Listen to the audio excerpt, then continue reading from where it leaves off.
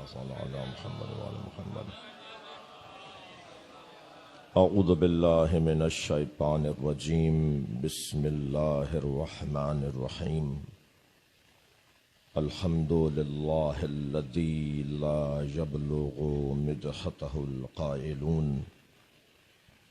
ولا يحصي نعماءه العادون ولا يعدي حقه المجتهدون، الذي ليس لصفته حد محدود ولا نعت موجود ولا وقت معدود ولا أجل ممدود، فطر الخلائق بقدرته ونشر الرياح برحمته. الصلاة والسلام على الرسول المسدد المصطفى العمجد المحمود الأحمد، سيدنا ومولانا ومولى الكونين جد الحسن والحسين عاني أبا القاسم محمد.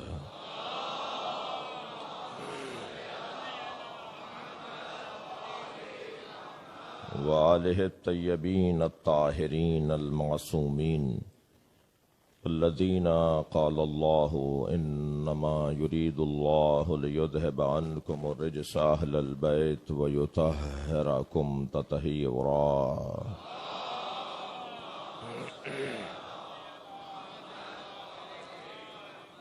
ولعنة الله على أعدائهم أجمعين من يوم عداوتهم إلى قيام يوم الدين. أما بعد، قال الحكيم في قرآن الكريم: بسم الله الرحمن الرحيم. سنريهم آياتنا في الآفاق وفي أنفسهم حتى يتبين لهم أنه الحق. صلوات.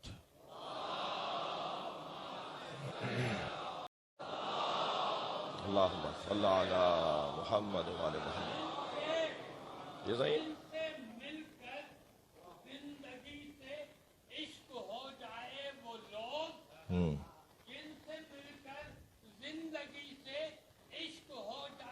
وہ لوگ آپ نے دیکھے نہ ہو شاید مگر ہوتے تو ہیں.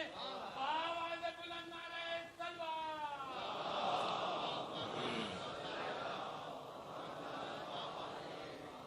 عزیزان گرامی، یہ جہاں ان حوالوں سے پہچانے جانے والی شخصیت، وہاں تعلیمی اداروں کی جو سرپرستی، مجھے کہنے میں کوئی عار نہیں ہے. شخصیات تشریف فرما ہیں. خیرپور شاہ عبداللطیف یونیورسٹی کے اگر میں انہیں بانیوں میں ایک اہم ترین بانی کہوں تو غلط نہیں ہے.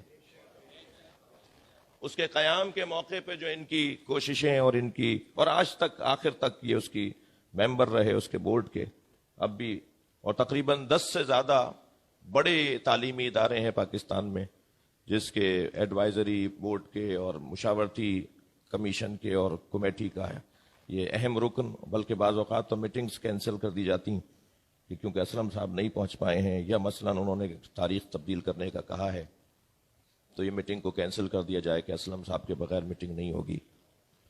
خود میں 16-17 فلاحی ادارے چلا رہا ہوں. ہمیشہ مجھے حوصلہ افزائی کی. میرے اپنے اسکول میں جو خیرپور میں اسکول ہے ہمارا، جو سکھر بورڈ میں ٹاپ کرتا ہے الحمدللہ، انگلش میڈیم اسکول ہے، مدرسہ علیحدہ ہے، اسکول کی بات کر رہا ہوں. ہمیشہ مجھے اس کے بارے میں پوچھنا کہ کیسا چل رہا ہے، کتنے بچے ہیں، کیا پریشانیاں ہیں، کیا آسانیاں ہیں. پھر ان کی ابتدائی تعلیم، کیونکہ سلطان المدارس اسکول اور مدرسہ دونوں تھا. ایک عمارت، ایک حصہ اس کا اسکول تھا اور ایک حصہ اس کا مدرسہ تھا. اور پھر جب ہائی اسکول میں جانے کا وقت آتا تھا تو طالب علم جو جانا چاہتے تھے عصری تعلیم کی طرف، یہ تقسیم بھی غیر علمی تقسیم ہے کہ ہم علم کو تقسیم کریں کہ یہ دنیاوی علم ہے اور یہ دینی علم ہے. کوئی دنیاوی علم نہیں ہوتا، بلکہ علم اگر ہوتا ہے تو عصری علم ہوتا ہے اور دینی علم ہوتا ہے. بہت سے لوگ جو یہاں میرے سامنے تشریف فرما ہیں یہ عصری علم کے عالم ہیں، تو دنیاوی علم نہیں ہوتا. بلکہ اگر میں یوں کہہ دوں کہ بعض اوقات دینی علم بھی دنیاوی ہو جائے گا اور عصری علم بھی دنیاوی ہو جائے گا. جو علم صرف اور صرف کانوں تک محدود رہے اور روح کا حصہ نہ بنے، وہ نہ عصری علم ہے نہ دینی علم ہے۔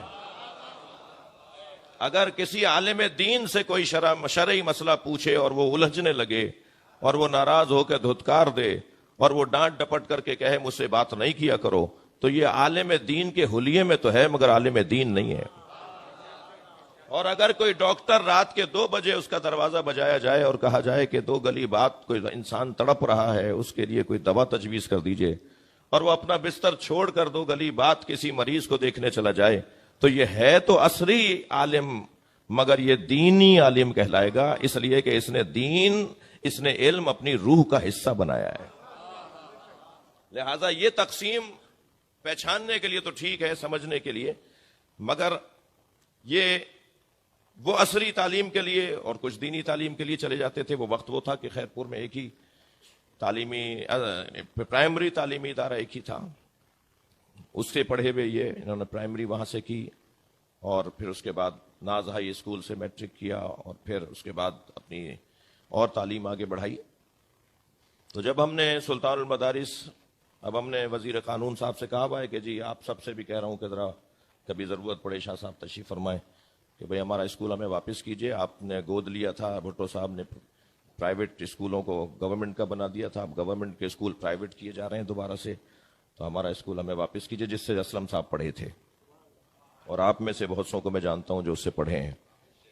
تو اس اسکول کو جب ہم بنانے لگے دوبارہ سے، تو میں نے صرف ان کو اتنا بتایا کہ ہم آپ کے اسکول کو گرا کر بنا رہے ہیں، کیونکہ ویسے ہی گر رہا تھا، وہ ہم نہیں گراتے تو گر چکا تھا کہ ایک حصہ اس کا، جی سن شاید 22 کا بنا ہوا یا سن 18 کا بنی ہوئی عمارت تھی۔ تو بلا تاخیر انہوں نے مجھے اپنا حصہ دیا، اور ہم نے بغیر کسی تعطل کے وہ اس عمارت کو مکمل کیا، اور الحمدللہ وہ عمارت خیرپور کی ایک اچھی عمارتوں میں اس وقت شمار ہوتی ہے۔ میں نے ان کے بچوں سے گزارش کی ہے، اپنے بھائیوں سے، کہ ایک مجلس بھرپور انداز سے، خود بھی ان کی یہی خواہش ہے، یعنی میں نے نہیں کہا، وہ بھی مجھ سے یہی کہہ رہے ہیں کہ ایک بھرپور مجلس خیرپور میں بھی ہونی چاہیے، اس لیے کہ ان کے زندگی کا 80% حصہ خیرپور سے وابستہ رہا ہے، اور وہاں کی خدمات سے وابستہ رہا ہے، اور یادیں وابستہ ہیں۔ ان کے والدین کی قبریں وہی ہیں، ان کے بڑوں کی قبریں بھی وہی ہیں، اور ہمیں ایسی شخصیات کی قدردانی اس لیے بھی کرنی چاہیے تاکہ شخصیت سازی اور شخصیت پروری میں مدد مل سکے۔ مغفرت کے لیے بلند تر صلوات پڑھیں گے۔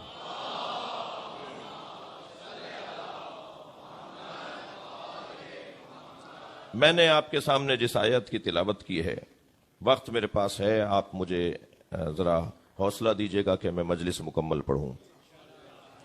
اس آیت کا انتخاب بھی اسی وجہ سے کہ شخصیت بنتی کیسے ہے۔ سنُرِیہم آیاتنا فی الآفاق وفی انفسہم، ہم بہت جلد اپنی نشانیاں پوری کائنات میں دکھائیں گے، زمین و آسمان میں ہماری نشانیاں تمہیں نظر آئیں گی، وفی انفسہم، اور تمہارے اندر ہم اپنی نشانیاں رکھیں گے۔ اب یہ میں محاوراتی ترجمہ کر رہا ہوں، اگر میں لغوی ترجمہ کروں گا تو کہا جائے گا سنُرِیہم آیاتنا فی الآفاق، بہت جلد ہم ساری کائنات میں انہیں اپنی نشانیاں دکھائیں گے، وفی انفسہم، اور ان کے جانوں میں، ان کے وجودوں میں، ان کے بدنوں میں ہم اپنی نشانیاں دکھائیں گے، حتی یتبین لہم، یہاں تک کہ ان پر روشن ہو جائے گا، انہ الحق، کہ کوئی ہے۔ صلوات پڑھیں محمد و آل محمد پا۔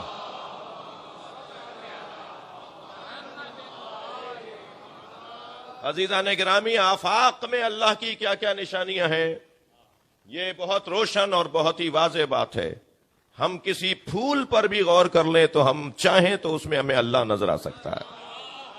ہم اگر کسی پرندے پر غور کر لیں اور اس کے چہچہانے پر غور کر لیں تو شاید ہم چاہیں تو اللہ نظر آ جائے۔ اللہ کو ڈھونڈنے کے لیے دروں میں اور صحراؤں میں اور غاروں میں بیٹھنے کی ضرورت نہیں ہے، اللہ کو ڈھونڈنے کے لیے صرف توجہ کرنے کی ضرورت ہے۔ جو توجہ نہیں کرتا اسے تو سامنے کی چیز نظر نہیں آتی، اور جو توجہ کر لیتا ہے اسے سمندر پار کی چیزیں بھی نظر آ جاتی ہیں۔ شیشہ آئینہ بیچنے والے کے خود بال بگڑے ہوئے، یہ آئینہ بیچ رہے ہیں، ان کا اپنا چہرہ اچھا نہیں ہے، جی گھڑی بیچنے والا اور گھڑیاں اور ساعت بیچنے والا، گھڑی بیچنے والا خود اسے نہیں پتا کہ ٹائم کیا ہو رہا ہے. یہ ممکن ہے. یعنی جو چاروں طرف گھڑیاں لگی ہوئی ہیں اور ٹائم بتانے والے آلے لگے ہوئے ہیں، وہ ان کے درمیان بھی رہے اور اسے پتا نہ ہو کہ وقت کیا ہو رہا ہے. یہ ممکن ہے. لیکن عزیزان گرامی، اگر کوئی چاہے اور اس کے سامنے کچھ بھی نہ ہو تو وہ سب کچھ دیکھ سکتا ہے. تو اللہ کو ڈھونڈنے کے لیے آفاق میں کیا کچھ ہے، کائنات میں کیا کچھ ہے، یہ ایک علیحدہ موضوع. مگر میں وقت کو ملحوظ رکھتے ہوئے وہ جو قرآن اس آیت کا دوسرا فقرہ ہے، وَفِي أَنفُسِهِمْ، اور ہم ان کی جانوں میں، ان کے اندر اپنی نشانیوں کو رکھیں گے تاکہ ان پر روشن ہو جائے کہ اللہ ہے. یہ جو ہمارا 6 فٹ کا بدن ہے نا، صلوات پڑھیں ذرا محمد و آل محمد.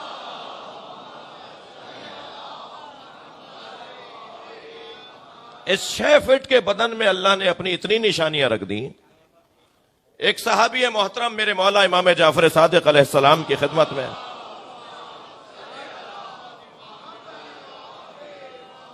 آ کر کہتا ہے کہ مولا مجھے اللہ سمجھائیں. تو مولا نے اسی آیت کے مطابق اپنی گفتگو کو 2 حصوں میں تقسیم رکھا.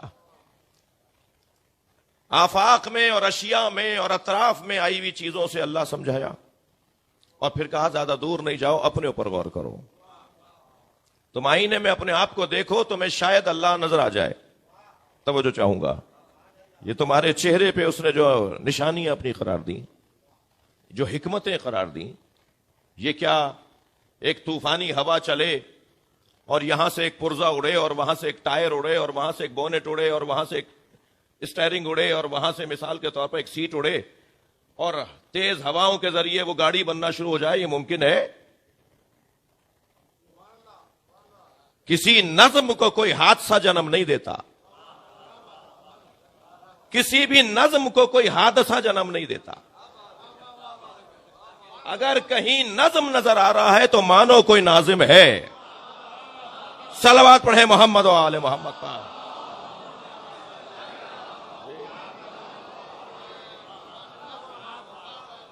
یہ کیسے ممکن ہے کہ حادثہ ہوا اور نظم بن گیا؟ یعنی اتنا سب کچھ جو ساری کائنات کے اندر منظم چیزیں نظر آ رہی ہیں، وہ چیزیں حادثتاً ہو گئی؟ نہیں، کوئی ہے جو ان کو جوڑنے والا ہے. کہا تمہیں نہیں پتا کہ اللہ ہے؟ تو ایک بڑھیا چرخا کاٹ رہی تھی. حضرت نے فرمایا یہ اپنا نام نہیں لکھ سکتی، اتنا تعلیم ہے، اتنی تعلیم ہے اس کے پاس، مگر یہ بھی اللہ کو مانتی ہے. اسے کہا بی بی اس کائنات کا کوئی چلانے بنانے والا ہے؟ کہنے لگے ہاں ہے. اب وہ بقول ہمارے کہ انگوٹھا ٹیک اور بالکل ان پڑھ ایک خاتون. کہاں ہے؟ کہ کون ہے، کیسے ہے، دلیل؟ تو اس نے چرخے کا دستہ چھوڑ دیا. وہ پہیا آہستہ ہونا شروع ہوا اور کچھ دیر کے بعد رک گیا. کہنے لگے یہی دلیل ہے.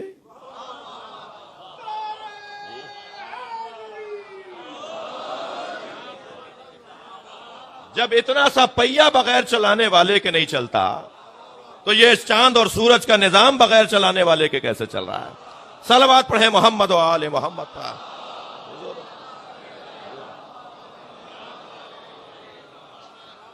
ایک زمانہ تھا، ایک دور تھا، سیاسی حالات تھے، وقت کی شاید ضرورت تھی، جو بعض شخصیات نے کمیونزم کی طرف توجہ کی.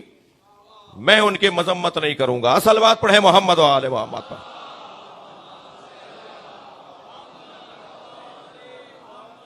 تقاضا تھا، ضرورت تھی. صلوات پڑھیں نبی اور آل نبی پر.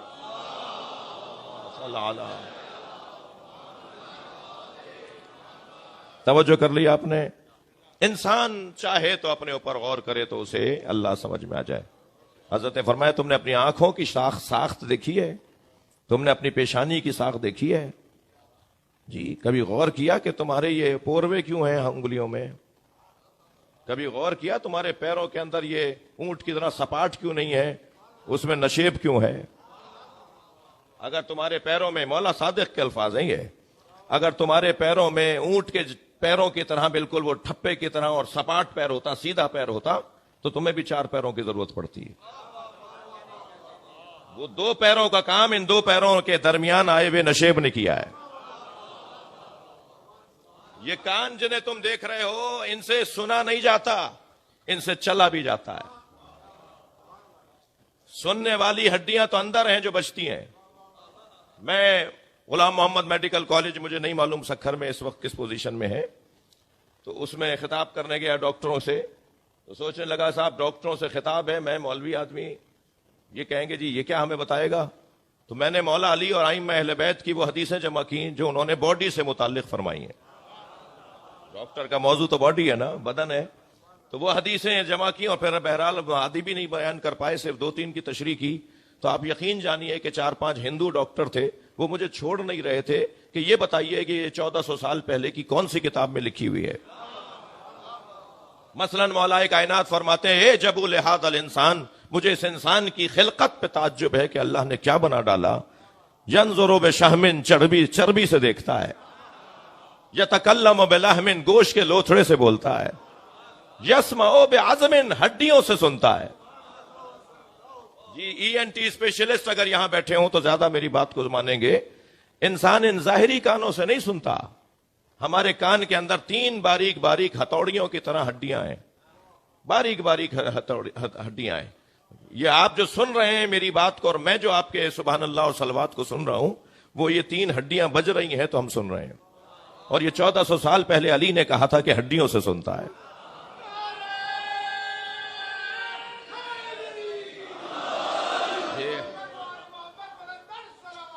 اللہم صل علی محمد وآل محمد.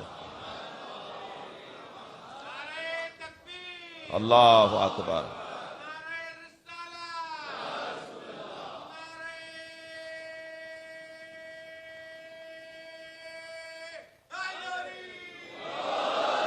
مولا فرماتے ہیں اپنے اوپر غور کرو تمہیں نظر آ جائے گا. عزیزوں, مجھے ایک اور منزل میں اور ایک اور میدان گفتگو میں داخل ہونا ہے. یہاں اگر تمہید مکمل کروں, ہمارے اندر اللہ نے بڑی صلاحیتیں رکھی ہیں. آج کی جدید نظام تعلیم اور تربیت ہی نہیں ٹوک رہا کہ بچوں کو نہ مارو. 7 سال تک کا بچہ بادشاہ ہے, اور مجال ہے کہ بادشاہ کو کوئی ٹیڑھی آنکھوں سے دیکھے. یہ جو آج جدید نظام تعلیم والے ٹوک رہے ہیں کہ بچوں کو ہاتھ نہیں مارنا, یہ نبی نے 1400 سال پہلے کہہ دیا تھا. انہوں نے یہ نہیں کہا تھا کہ ہاتھ نہ مارنا, انہوں نے کہا تھا یہ بادشاہ ہے, اسے ایسے ہی لو جیسے بادشاہ کو لیتے ہو. ہر خواہش مانی جائے گی, ہر فرمائش مانی جائے گی, ہر آرزو پوری کی جائے گی, پہلے اس کی سنی جائے گی. سارے بڑے بیٹھے ہوئے ہیں اور یہ بیچ میں آ کر کہتے ہیں ابا سے اماں سے, اور اگر اماں ابا نے اسے ڈانٹ کے بھگا دیا اور کہا بیٹے بڑا بات کر رہے ہیں, پہلے بڑوں کو بات کرنے دو, تو نبی کی حدیث حاکمیت کرے گی, بادشاہ کی پہلے سنو. تم اپنی بات کو روک دو مگر پہلے بادشاہ کی بات سنو.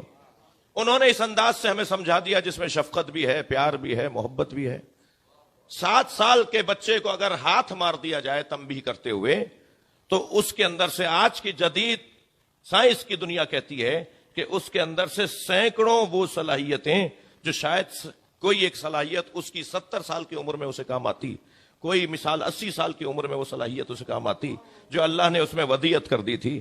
ایک ہاتھ مارنے سے وہ سینکڑوں صلاحیتیں سوکھے پتوں کی طرح جیسے وہ درخت سے جھڑتے ہیں, ایسے اس کے وجود سے جھڑ جائیں گی. تم اسے نااہل بناؤ گے. صلوات پڑھ لیں ذرا محمد و آل محمد.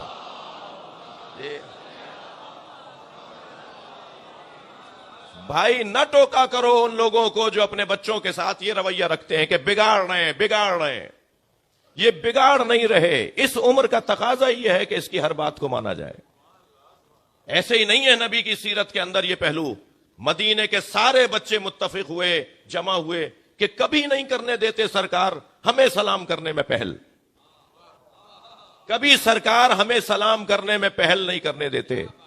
سارے مدینے کے بچے ایک گلی کے پیچھے, ایک گلی کے موڑ پر چھپ کے کھڑے ہو گئے. حضرت کے آنے کا وقت تھا کہ یہاں سے مڑیں گے, مڑنے سے پہلے ہی ہم آوازیں لگا دیں گے کہ نبی مرسل پر سلام.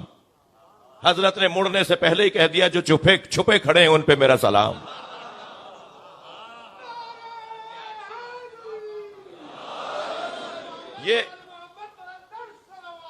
اللہم صل علی.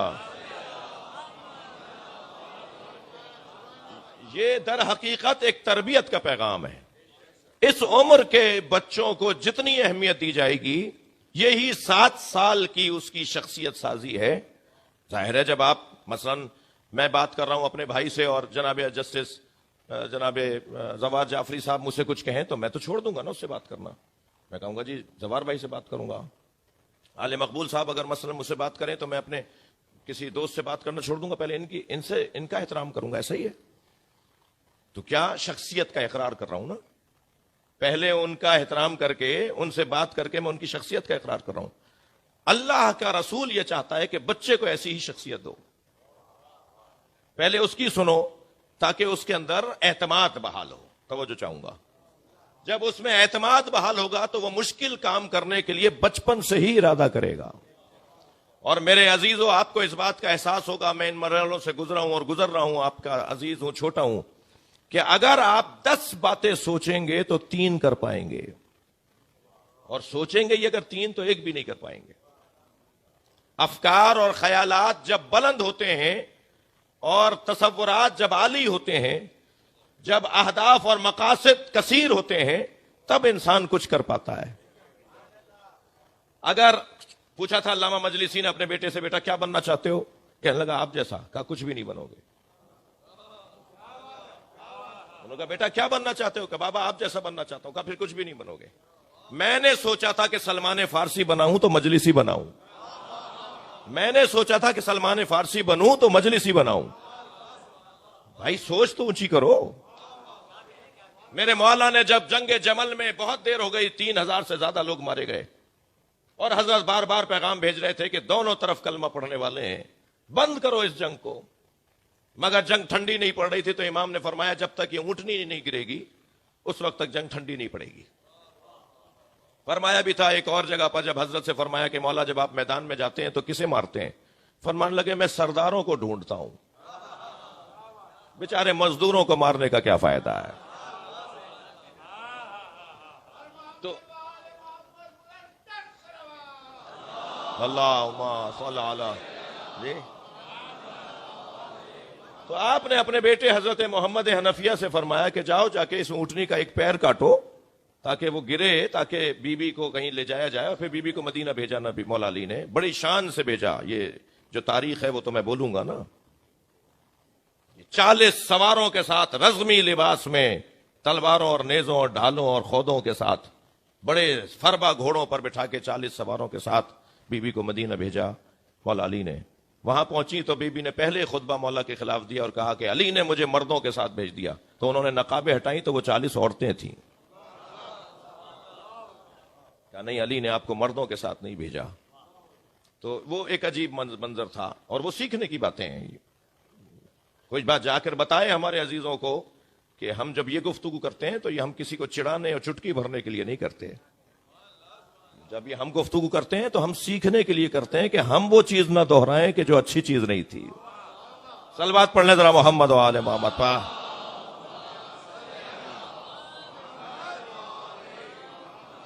تو فرمایا قید قدمائے, اپنے بیٹے کو کہا 3 باتیں اپنے ذہن میں بٹھا لینا. شخصیت سازی کی بات کر رہا ہوں, ایک شخصیت کی مجلس سے سویم پڑھ رہا ہوں.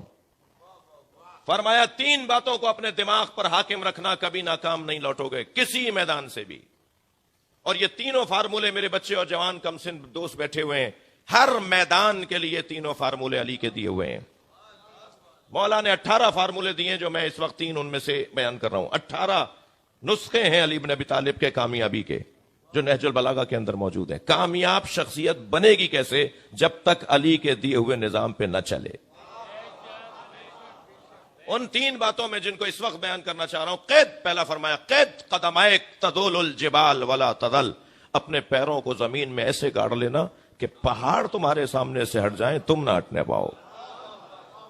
جب کہہ دیا کہ مجھے یہ کام کرنا ہے, جب طے کر لیا کہ مجھے یہ کام کرنا ہے, تو پھر کرنا ہے. کیا خوب کسی بزرگ کا تجرباتی جملہ ہے کہ اپنے کام سے عشق کرو گے تو کامیاب ہوگے. کوئی شخص جب تک اپنے پیشے سے عشق نہیں کرے گا, میں جونیئر قانون دانوں سے گزارش کروں گا کہ پاکستان کا نظام قانون جتنا حسین ہے اتنا اس پہ پریکٹس اور پریکٹیکل اس کے لیے حسن ظاہر نہیں کر رہا. توجہ چاہوں گا. اپنے کام سے لمبا ہو رہا ہے کام, اور صاحب معلوم ہے جی اباڑوں سے آیا ایک شخص کراچی, گرتا پڑتا 4 بسیں بدلتا ہوا, کس کس سے اس نے کرائے پکڑے کہ واپس آ کے قرضہ اتاروں گا, اور یہاں جب پہنچا تو تاریخ ڈال دی گئی جی 2 مہینے بعد آؤ. اس سے زیادہ کہوں گا تو میری کہیں گرفت نہ ہو جائے. صلوات پڑھ لیں محمد و آل محمد. اللہم صل علی. ایک اور صلوات نبی کی ذات پہ. اللہم صل علی. قید. اللہم صل علی محمد و آل محمد. قید قدم ایک, ہر کام سے اپنا عشق ظاہر کرنا, یہ دیا ہوا ہے نسخہ مولا علی کا. زمین میں پیر ایسے گاڑ لینا کہ پہاڑ ہٹ جائیں. مشکلات کا سامنا تو کرو گے, یہ دنیا ہے, جنت تو ہے نہیں. دنیا میں تو ہر قدم پہ پریشانی ہے. ہم نے بچپن میں ایک پویم پڑھی تھی کہ ہفتے کو پیدا ہوئے, اتوار کو جوان ہوئے, پیر کو بوڑھے ہو گئے, شادی ہو گئی, منگل کو بوڑھے ہو گئے, جمعرات کو ہارٹ اٹیک ہوا, جمعے کو مر گئے. 7 دن سے زیادہ کی زندگی نہیں ہے. علی نے تو ان 7 دنوں کو بھی 2 دنوں میں کر دیا. فرمایا الدہر یومان, مولا علی کا جملہ, زمانہ 2 دن ہی کا تو ہے.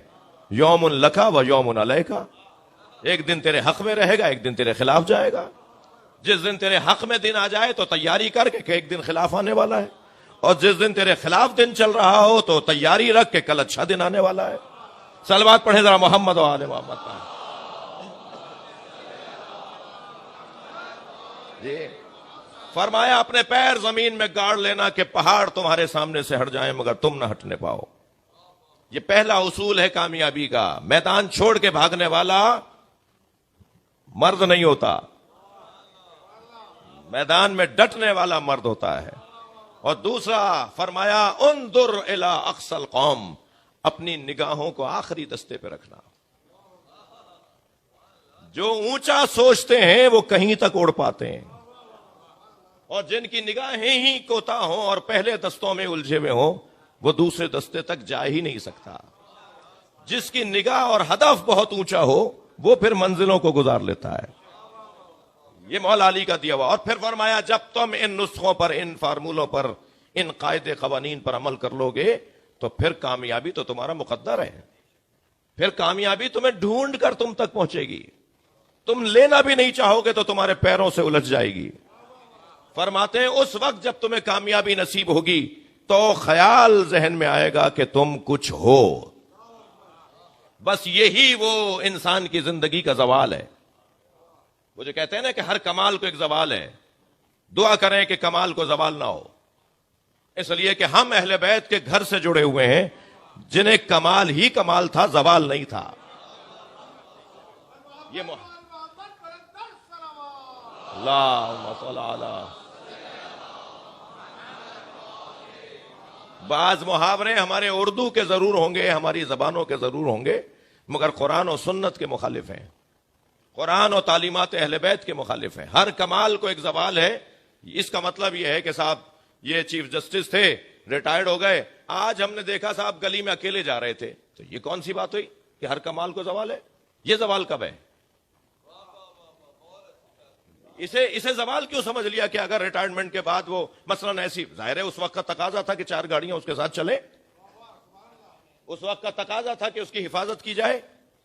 یہ کیا بات ہوئی کہ بعد میں اگر وہ اکیلا کہیں لندن کی روڈ پہ نظر آ گیا, یا مثال کے طور پر کراچی کے کسی گلی میں نظر آ گیا اور مسجد وہ اکیلے جا رہے تھے, تو کہا ہر کمال کو زوال ہے. یہ سوچ بدلنے کی ضرورت ہے.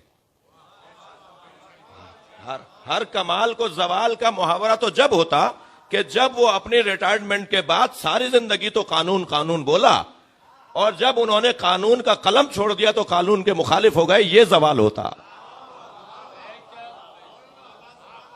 زوال جب کہلائے گا, صلوات پڑھ لیں ذرا محمد و آل محمد.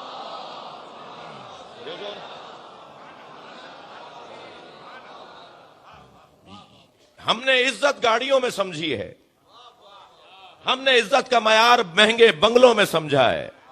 نہیں عزیزان گرامی, عزت وہ ہے جو حسین نے سکھائی ہے. تمہارے گلے پہ چھری چلے مگر تمہاری بات وہی رہے جو تم نے پہلے کہی تھی. میں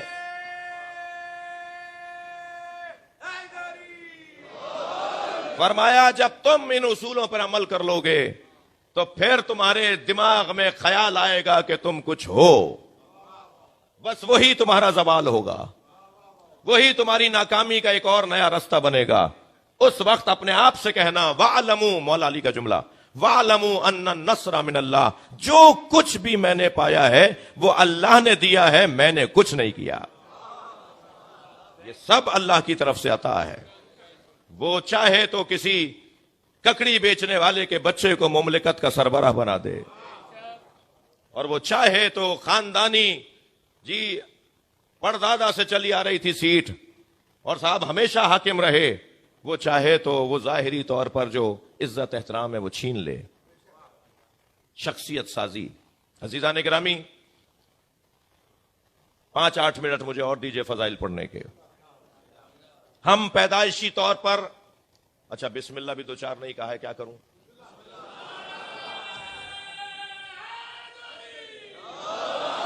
ہم پیدائشی طور پر ناقص پیدا کیے گئے ہیں۔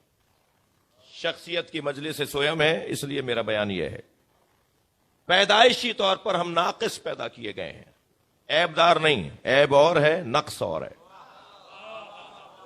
عیب تو یہ ہوتا کہ ہمارے 3 پیر ہوتے، عیب تو یہ ہوتا ہماری آنکھیں گدھی میں نکلتی، عیب تو یہ ہوتا مثال کے طور پہ ہماری پیشانی پر جو ہے وہ پلکیں اور بھویں نہ ہوتی، یہ عیب ہوتا۔ اللہ نے ہمیں عیب دار پیدا نہیں کیا، اللہ نے ہمیں ناقص پیدا کیا ہے۔ نقص کی جمع ہے نقائص، اور ہر چیز اپنی ضد سے پہچانی جاتی ہے۔ تعرف الاشیاء بازدادها، یہ قاعدہ ہے۔ نقائص کی ضد ہیں فضائل۔ ہم فضائل لے کر پیدا نہیں ہوئے، ہم نقائص لے کر پیدا ہوئے ہیں۔ بہت لمبی لسٹ نہیں ہے نقائص کی، جلدی جلدی اپنے بچوں اور جوانوں کے لیے۔ ہم پیدائشی طور پر جاہل پیدا ہوئے ہیں، یہ نقص ہے، عیب نہیں ہے، یہ نقص ہے۔ واللہ اخرجکم من بطون امہاتکم لا تعلمون شیئا، قرآن، ہم نے تمہیں ماں کے شکم سے اس حالت میں دنیا میں بھیجا کہ تم شے کے بارے میں بھی نہیں جانتے تھے۔ ہم پیدائشی طور پر جاہل پیدا ہوئے، یہ ہمارا نقص ہے، عیب نہیں ہے۔ ہم پیدائشی طور پر، معاف کیجئے گا، بزدل پیدا ہوئے ہیں، یہ عیب نہیں ہے، یہ نقص ہے۔ ذرا اونچا تو بولیے بچے کے سامنے، ذرا گھور کے تو دیکھیے، کوئی چھوٹا سا دھماکہ پٹاخہ اس کے سرانے پھوٹ جائے، پھر رونا دیکھیے اس کا، بزدل پیدا ہوئے ہیں۔ ہم پیدائشی طور پر بزدل پیدا ہوئے ہیں، ڈرپوک پیدا ہوئے ہیں، خوف میں مبتلا پیدا ہوئے ہیں، روتے ہوئے پیدا ہوئے ہیں۔ تیسرا نقص ہمارے اندر، ہم پیدائشی طور پر، معاف کیجئے گا، کنجوس پیدا ہوئے ہیں۔ جی ذرا اپنے بچے کو ٹافی دے کر واپس مانگ کر دکھائیے، آپ ہی نے دی ہے ٹافی، یہ آپ کی دی ہوئی ٹافی آپ کو نہیں لوٹائے گا، ایسا کنجوس ہے۔ اور ہم بھی ایسے ہی تھے، اگر کسی کو یاد نہیں آ رہا تو اپنے پوتے کو دیکھ لے، ایسے ہی تھے ہم۔ ہم پیدائشی طور پر کنجوس پیدا ہوئے ہیں، معاف کیجئے گا، ہم پیدائشی طور پر کھینچ کے بولوں گا تاکہ ممبر کا دب رہے، بے غیرت پیدا ہوئے ہیں۔ پڑوس کی بچی لے گئی تھی کھلانے کے لیے، خالہ آپ کا بچہ بڑا پیارا ہے، ذرا کچھ دیر اپنے پاس رکھ لوں۔ خالہ کو 1 گھنٹے بعد یاد آیا کہ بچہ گیا ہوا ہے، بھوکا ہوگا، کس حالت میں ہوگا، معلوم 8ویں گھر سے نکلا، برابر والی سے برابر والی لے گئی، برابر والی سے برابر والی لے گئی، اس گھر سے اس گھر میں چلا گیا، جس نے چاہا گود میں اٹھا لیا۔ تو غیرت کہاں ہے؟ یہ جس کی گود میں چلے جائیں، جو چاہے اپنی گود میں لے لے، تو پھر غیرت کہاں ہے؟ بھائی یہ جملہ تو کہوں گا چاہے کسی کو برا لگے، اگر کوئی فرد کسی غیر کی گود میں پلے تو وہ بے غیرت، اور پورا ملک اگر کسی اور کی گود میں پل رہا ہو۔ پاکستان کو امریکہ کی کالونی نہ بناؤ۔ صلوات پڑھیں محمد و آل محمد پر۔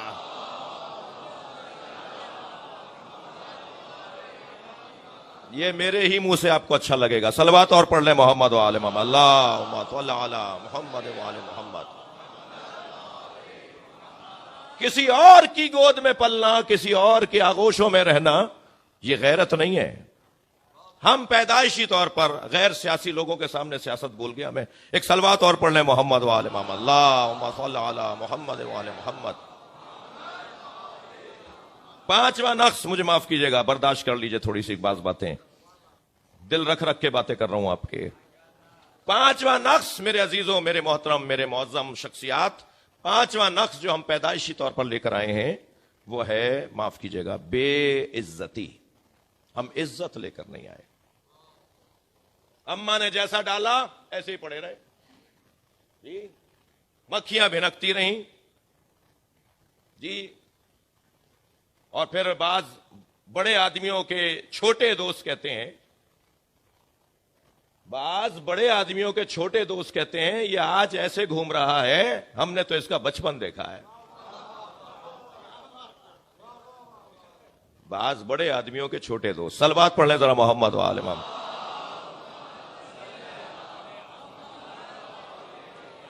وہ یہ جملہ کیوں کہتے ہیں؟ وہ جملہ اس لیے کہتے ہیں کہ انہوں نے بچپن دیکھا ہوتا ہے. وہ صاحب ایسے پڑے تھے اور بغیر فلاں کپڑے پہنے ہوئے باہر آ گئے تھے, اور اب سے 50 سال پہلے تو ویسے ہی جو ہے وہ سیوریج کا نظام کچھ اور تھا اور طہارت کا نظام کچھ اور تھا. تو کہنے لیں جی ہم نے تو ان کا بچپن دیکھا ہے. تو عزت ہم لے کر نہیں آئے. توجہ ہے حضرات کی؟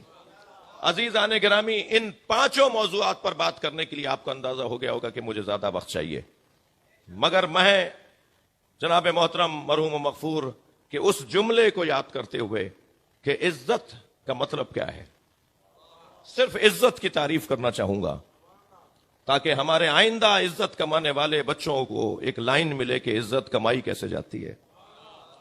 عزت کا مطلب کیا ہے؟ عزت کی جب تک تعریف نہیں ہوگی, مجھے اجازت دیجئے, جب تک تعریف نہیں ہوگی خود مفہوم عزت بھی روشن نہیں ہوگا, اور مفہوم عزت روشن ہو جائے تو پھر خود بخود عزت کمانے کا راستہ روشن ہو جائے گا. معلوم ہوا کہ ہم اس راستے پہ چل رہے ہیں جس راستے پہ وہ چیز ملتی نہیں ہے, ہم وہاں جا رہے ہیں جہاں وہ چیز رکھی بھی نہیں ہے. تو پہلے ہمیں وہ چیز معلوم ہو جائے کیا ہے تاکہ پھر راستہ خود بنائیں اور راستہ بنتا چلا جائے. دیکھیے کیل کو, میخ کو, کیل کو جی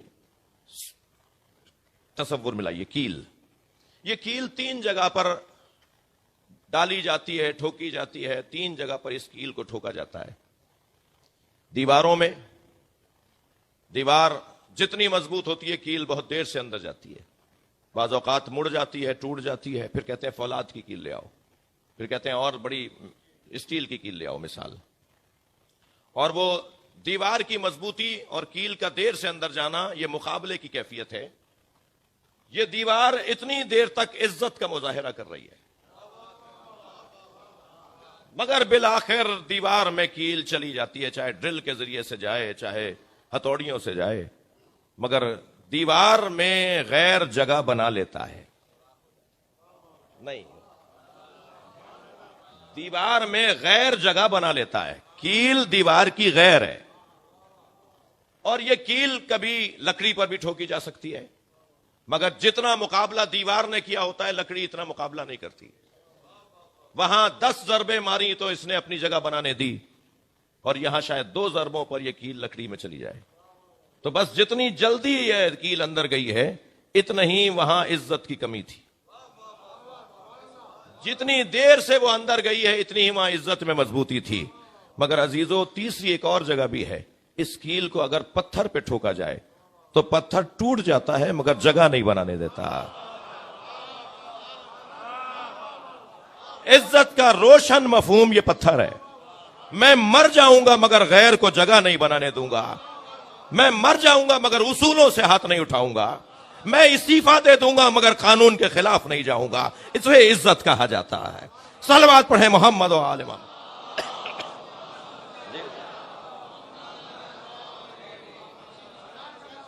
صلوات پڑھیں گے محمد و آل محمد. اللہم صلی علی. میرے رشتہ دار عارضی طور پر مجھ سے خفا ہو جائیں, میرے شہر والے عارضی طور پر مجھ سے ناراض ہو جائیں, بعد میں منانا بھی مجھے آتا ہے.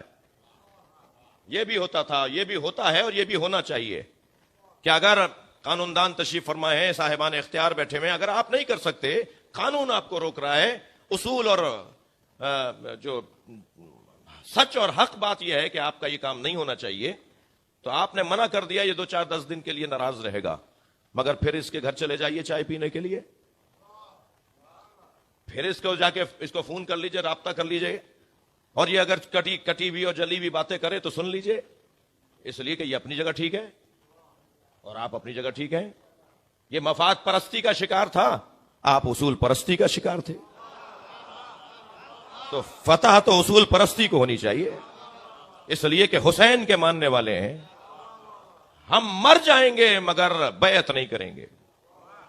میں کہتا ہوں یہ جو مولا حسین کا جملہ ہے، سنی شیعہ مجمع ہے، میرے یہ بات بھی طے ہے کہ اہل بیت کا ذکر کوئی شیعوں کی ملکیت تو ہے نہیں، شیعہ ذرا اپنے آپے میں رہیں، شیعہ امام حسین کے ذکر کے مالک نہیں ہیں، نوکر ہیں، اور نوکروں کو اپنی اوقات میں رہنا چاہیے، مالک کے مہمانوں کا خیال کرنا چاہیے۔ تو یہ جو ذکر اہل بیت ہے یہ تو ہم سب کا ہے نا، اور ذکر اہل بیت خوبیوں کا ذکر ہے، کمالات کا ذکر ہے، محاسن کا ذکر ہے، تو جتنا پیار ہندو اہل بیت سے کر رہا ہے تو میں روک سکتا ہوں اسے؟ میں نے ایک جملہ کہہ دیا تھا، مجھے سندھ کے ہندوؤں سے بھی محبت ہے، یہاں کا ہندو بھی عالی مدد بولتا ہے، تو میں نام نہیں لیتا، ایک بہت بڑے زمیندار ہیں، ہندو زمیندار ہیں سندھ کے، بہت معمر ہو چکے ہیں، انہوں نے مجھے فون کیا، انہوں نے کہا کہ مولانا آپ کے اس جملے کے بعد میں نے اپنے ایک پوتے کا نام علی آنند رکھ دیا ہے۔ میرا کیا گیا بھائی، صلوات پڑھے محمد و آل محمد۔ پیار کی بات، محبت کی بات، ہم سب ایک ہی نقطے پر متفق ہیں۔ توجہ چاہوں گا، امام نے فرمایا مثلی لا یبایو مثلا، کہہ دیتے کہ انا لا یبایو ہوا مثلا، میں اس کی بیعت نہیں کروں گا، ختم ہو جاتی بات، ہوا بھی یہی تھا، لیکن فرمایا مجھ جیسا اس جیسے کی بیعت نہیں کرے گا۔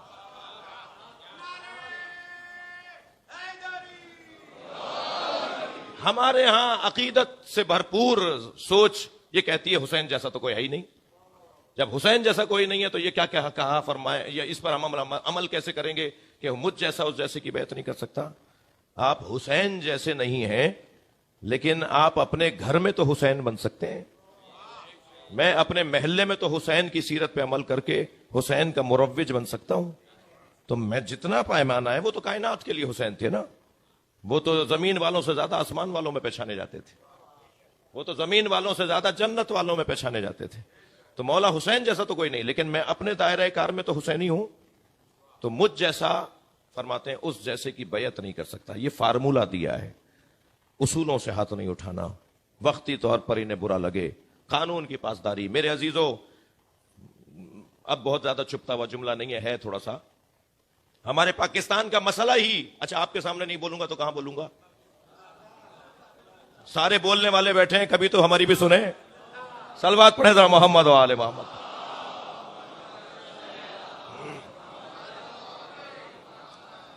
ہمارے پاکستان کا جو سب سے بڑا مسئلہ ہے عزیزان گرامی، وہ قانون ہے، قانون کا مسئلہ نہیں ہمارے ہاں قانون سازیاں ہوئی بھی ہیں، ہمارے ہاں بھرپور قانون بنے ہوئے ہیں، سب سے بڑا مسئلہ عملداری کا ہے، عمل درآمد کا ہے، اس کو نفاذ، اس کے نافذ کرنے کا ہے۔ نئے نئے قانون بناتے چلے جائیے اور پرانا قانون معلوم جی اسٹور میں چلا گیا۔ قانون پر عمل، صرف چوری یہ نہیں ہے کہ کسی کا مال اٹھا کر اپنی جیب میں ڈال لیا جائے، یہ بھی تو چوری ہے کہ صبح 8 بجے کا آفس ہے، یہ 12 بجے آرام سے جاتے ہیں، اور شام 5 بجے تک کا آفس ہے اور یہ 4 بجے اٹھ کے آ جاتے ہیں، تنخواہ پوری لیتے ہیں۔ کیا یہ چوری نہیں ہے؟ عزیزان گرامی، اس ملک میں جب تک میرٹ کے مطابق اور ماہرانہ اور پیشہ ورانہ انداز سے کام نہیں ہوگا، اس وقت تک پاکستان کے حالات ایسے ہی رہیں گے۔ نا امید نہیں ہے، اللہ سے امید ہے، باصلاحیت نئی نسل میں آنے والے ذمہ داروں سے امید ہے کہ اللہ ہمارے وطن کو بہتری عطا فرمائے۔ مجھ جیسا اس جیسی کی بیعت نہیں کر سکتا، مر جاؤں گا، سر کٹوا دوں گا، اور صرف سر ہی نہیں کٹواؤں گا بلکہ اصحاب اخدود کی قربانی کی طرح گم بھی نہیں ہوں گا۔ اگر قرآن نے اصحاب اخدود کا نام نہ لیا ہوتا، اتنی بڑی قربانی ہے تاریخ بشریت کی۔ تو شاید ہمیں نام بھی نہ پتا ہوتا. بڑی بڑی قربانیاں گم ہو گئی تاریخ میں, بڑے بڑے کام تاریخ میں ناپید ہو گئے, وہ ہسٹری میں آئی نہیں. میں اپنے سینئر سے کہوں گا جو بزرگ بیٹھے ہوئے ہیں کہ جو ان کے پاس معلوم ہے, جناب نیر زیدی صاحب سے میں نے کہا ہے, لکھ بھی رہے ہیں, لکھیں ہسٹری لکھیں, خیرپور کی ہسٹری لکھیں, واقعات کو قلم بند کریں. اور آج تو بہت آسان ہے, آپ اپنے موبائل کے اندر مائک اس کا کھول کے اس کو ریکارڈر پر ڈال دیں اور ریکارڈ کر دیں, وہ یو ایس بی میں کسی کو دیں, وہ کمپوز کر دے. وہ لکھنے کا بھی ہاتھ کانپ رہا ہے, یا بوڑھے ہو گئے, یا اب ہم سے لکھا نہیں جاتا. مثال دے رہا ہوں, خدا نخواستہ اگر یہ وجہ بھی ہو تو آج تو لکھنا بہت آسان ہے. بڑی بڑی تاریخی سیکھنے والی داستانیں گم ہو گئیں جن سے آج کی نسل سیکھتی. جی ہم آپ سے بھی کہہ رہا ہوں, اور شخصیات تشریف فرمائے ہیں, پروفیسر صاحب تشریف فرمائے ہیں, خورشید بھائی بیٹھے ہیں, یہ ہماری شخصیات, زوار بھائی, یہ آپ لکھیں. آپ کو میں گزارش کر رہا ہوں آپ کے بچے کے طور پر. گم ہو گئی تاریخ میں, واقعات گم ہو گئے, پتہ ہی نہیں کیا ہوا تھا. لیکن حسین نے, اللہ نے نہیں چاہا کہ حسین کی قربانی غائب ہو. جب مدینے سے جا رہے تھے نا, سب کو پتا تھا کہ واپس نہیں آئیں گے, سب کو پتا تھا. دو طرح کے لوگ تھے جو روکنا چاہ رہے تھے. کچھ اس وجہ سے روکنا چاہ رہے تھے کہ ان سے, امام سے محبت تھی انہیں, یعنی محبت کرنے والے کہہ رہے تھے کہ نہ جائیے. اور کچھ وہ اور تھے کہ جن کی غرض دوسری طرف زیادہ تھی. مگر بہت سے لوگوں نے روکا. جب حسین گھوڑے پر بیٹھنے کے لیے آمادہ ہوئے, بیبیاں محملوں میں بیٹھ چکی تھیں, مدینے سے کربلا جا رہے ہیں, بیبیاں محملوں میں بیٹھ چکی تھی, بچے بیٹھ چکے تھے. اب حسین مولا اپنے ذوالجناح پہ بیٹھنا چاہ رہے ہیں. تو حضرت عباس نے قریب آ کر کہا, مولا ایک مرتبہ پھر آپ کو حویلی میں معمر بیبیاں بلا رہی ہیں. 3 معمر بیبیاں ضعیفی کی وجہ سے امام حسین کے ساتھ نہیں گئیں. ایک پھوپھی ہیں امام حسین کی, حضرت ام ہانی, امام حسین کی پھوپھی, مولا علی کی بہن, حضرت ابو طالب کی بیٹی. ایک ماں کا درجہ رکھتی ہیں حضرت ام البنین, اور ایک نانی ہے جناب ام سلمہ ام المومنین رضی اللہ تعالی عنہ. یہ 3 معمر بیبیاں ہاتھوں میں عصا. امام نے فوراً رخ کیا گھر کی طرف اور گھر میں دوبارہ آ گئے. تو یہ تینوں عصا پکڑے ہوئے کھڑی تھی. امام قریب گئے, اماں آپ نے بلایا, نانی آپ نے بلایا, آپ کچھ اور بھی کہنا چاہتی ہیں؟ تو حضرت ام البنین نے فرمایا, اے چھوٹے شہزادے, تمہارے بابا نے مجھ سے عقد اس لیے کیا تھا کہ اللہ مجھے شجاع بیٹا عطا کرے جو کربلا میں تمہارے کام آئے. تو اللہ نے مجھے 4 بہادر بیٹے دیے, وہ چاروں تمہارے ساتھ جا رہے ہیں. مگر مجھے کبھی کبھی خیال آتا ہے کہ کہیں یہ وفاداری میں کوتاہی نہ کر جائے. عقب میں کھڑے ہوئے تھے حضرت عباس. مولا حسین نے آواز دی, عباس قریب آؤ, اور فرمایا اپنی ماں کو احساس دلاؤ تم کتنے بڑے وفادار ہو. حضرت عباس نے فرمایا, اماں اگر 70 مرتبہ مارا گیا اور پھر تکلیفیں سہ کے شہید ہوا اور پھر اٹھایا گیا تو میں حسین کو چھوڑ کر نہیں جاؤں گا. آپ اطمینان رکھیے, حسین کی مولا کی طرف کوئی ٹیڑھی آنکھوں سے میرے ہوتے ہوئے نہیں دیکھ سکتا. لہذا جب خبر آئی تھی نا کہ حسین مارے گئے ہیں تو بے ساختہ فرمایا تھا میں عباس کو دودھ نہیں بخشوں گی. تو پھر جناب زینب سے جب ملاقات ہوئی تو فرمایا میرے بھائی, فرمایا اماں میرے بھائی کو کچھ نہ کہیے, جب تک میرا بھائی عباس زندہ تھا کسی نے حسین کو ایک بال برابر بھی تکلیف نہیں پہنچائی. پہلے عباس مارا گیا ہے, پھر حسین کو مارا ہے. پھر حضرت ام ہانی کی طرف دیکھا, پھوپھی کی طرف, اماں آپ نے کچھ کہنا ہے؟ فرمایا حسین ہمارے گھر میں جب کوئی بڑی مصیبت آنے والی ہوتی ہے تو ہمیں پہلے سے اندازہ ہو جاتا ہے, اس لیے کہ ہماری حویلی میں بچنے والی جناتنیاں رونا شروع کر دیتی ہیں.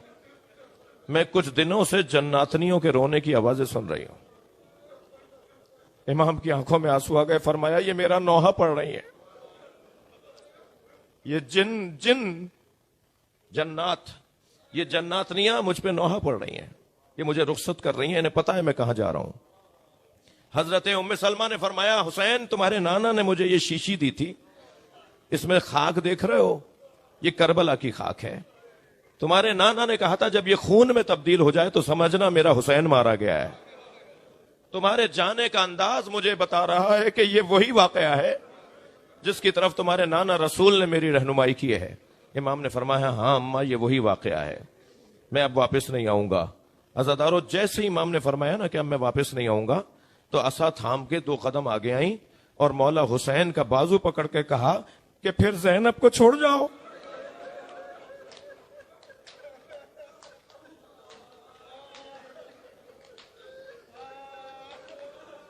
محبت کرنے والے امام کی آنکھوں میں آنسو آئے. فرمایا اماں زینب کی قربانی میری قربانی کے ساتھ جڑی ہوئی ہے, ہم دونوں بہن بھائی مل کر کام کریں گے مکمل.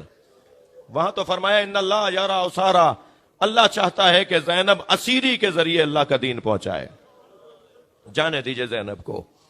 اور پھر آئے ہیں کربلا کے میدان میں, اور پھر عزیزو مجلس ایک باپ کے سویم کی ہے, تو میں صرف آپ کو کربلا کا ایک منظر دکھاؤں اور لے جاؤں کربلا میں آپ کے ذہنوں کو, جہاں ایک باپ کے لاشے پر بیٹا آیا ہے. میں اپنے ان بھائیوں سے کہوں گا, ان بہنوں سے کہوں گا, اجرکم اللہ, میں اپنی ان بہنوں سے کہوں گا اجرکم اللہ, جب ایک بیٹا باپ کے لاشے پہ آیا ہے نا, اللہ کسی بیٹے کو باپ کا ایسا لاشا نہ دکھائے. میں ان بھائیوں سے کہوں گا بڑی شان سے تم نے کفن پہنایا, کتنے لوگوں نے جنازے میں شرکت کی, آج کون ہے جو سویم میں نہ پہنچا ہو, اور جو دور رہ گئے, جو نہیں آ سک رہے تو انہوں نے ٹیلی فون کے ذریعے, رابطوں کے ذریعے تعزیت کر لی. مگر جس کی وجہ سے کائنات سانس لیتی تھی, اس حسین کو کربلا کی زمین پر گھوڑے سے اتارا نہیں, گرایا گیا ہے. اجرکم اللہ, اجرکم اللہ. آپ کی آوازیں بلند ہیں, بس 2-4 جملے سن لیجئے, آپ کی آنکھوں میں آنسو آ جائیں. اجرکم اللہ. عزادارو بعض جملے رونے کے لیے بہت ہوتے ہیں, ایک جملہ ہی کافی ہوتا ہے. آپ نے سنا ہوگا جناب سکینہ اونٹ سے گری تھی, میں نے پڑھا ہے گرایا گیا تھا. یہ 2 علیحدہ باتیں ہیں, 2 علیحدہ باتیں ہیں. یہ بی بی جب روتی تھی نا تو پورا قافلہ روتا تھا. تو ایک ظالم نے دوسرے سے کہا کہ کیا کریں اس کا رونا بند ہو جائے, تو اس نے کہا تم اس کا اونٹ آخر میں لے آؤ, میں اسے گرا دوں گا, تم قافلہ آگے بڑھا دینا. اس ابن رجر نامی ایک یزیدی لشکر کا سپاہی ہے, اس نے بی بی کا دامن پکڑا اور بی بی کو گرا دیا. قافلہ آگے جاتا رہا, سکینہ پکارتی رہی بھیا میں گر گئی, پھوپھی اماں میں گر گئی, اماں رباب میں گر گئی. عزادارو میں ایک جگہ مجلس پڑھ کر نکلا تو ایک روتے ہوئے عزادار نے کہا آج آپ نے مصائب کم پڑھے. تو میں خود روتے ہوئے کہنے لگا, میں نے کہا کہ کیا یہ کم مصائب تھے کہ حسین گھوڑے سے گر گئے؟ ہمارا کوئی بڑا اگر گر جائے تو 4 آدمی آگے بڑھ کے سہارا دیتے ہیں. کربلا میں حسین گر گئے, گرایا گیا. مختار کے دربار میں حرملہ کہتا ہے کہ جب حسین تیروں پہ تیر کھا کر بھی گھوڑے سے گر نہیں رہے تھے. میں نے حرم حضرت معصومہ قم میں آیت اللہ مشکینی سے یہ مصائب سنے. وہ فرمانے لگے جب گھوڑے سے گر رہے تھے نا حسین, تو اس جانب جہاں گرنے لگتے تھے اشارہ کر کے کہتے تھے لا واللہ, مجھے نہیں چاہیے. سپاہی تو قریب تھے نا, انہوں نے 10 لوگوں نے بتایا آخری وقت میں حسین کیا بول رہے تھے. خاص طور پہ مختار نے یہ پوچھا بتاؤ سجدے میں کیا بول رہے تھے, اور سپاہیوں کو معافیاں دے رہے تھے مختار یہ کہہ کہ اقرار جرم کرو. زیادہ تر واقعات کربلا اقرار جرم ہے, اقبال جرم ہے. واقعہ بہت سے لوگ کہتے ہیں آپ کو اتنی چھوٹی چھوٹی باتیں کیسے پتا, کون سی کتاب میں لکھی ہے؟ مختار نے لکھوائی ہیں. تم پتا اتنا آگے بتا دو تم نے کیا کیا ہے. تم اقرار کر لو, اقبال جرم کر لو, میں تمہیں سزائیں تمہاری معاف کر دوں گا. اور وہ ساری کتابیں لکھوائیں کہ کیا کیا کربلا میں ہوا. ایک ظالم کہتا ہے جب حسین گر رہے تھے تو اس جانب اشارہ کر کے کہتے تھے لا واللہ, مجھے نہیں چاہیے. پھر دوسری طرف گرنے لگے تو وہاں اشارہ کر کے کہا کہ مجھے نہیں چاہیے. وہ کہتا ہے ہم سب دیکھ رہے تھے, کوئی بھی نہیں تھا جو حسین کو کچھ دے رہا ہو, مگر حسین کہہ رہے تھے مجھے نہیں چاہیے. آیت اللہ مشکینی فرماتے ہیں معرفت کی نگاہوں سے دیکھو, نبی آگے بڑھ کے کہتے تھے میری گود میں آ جاؤ,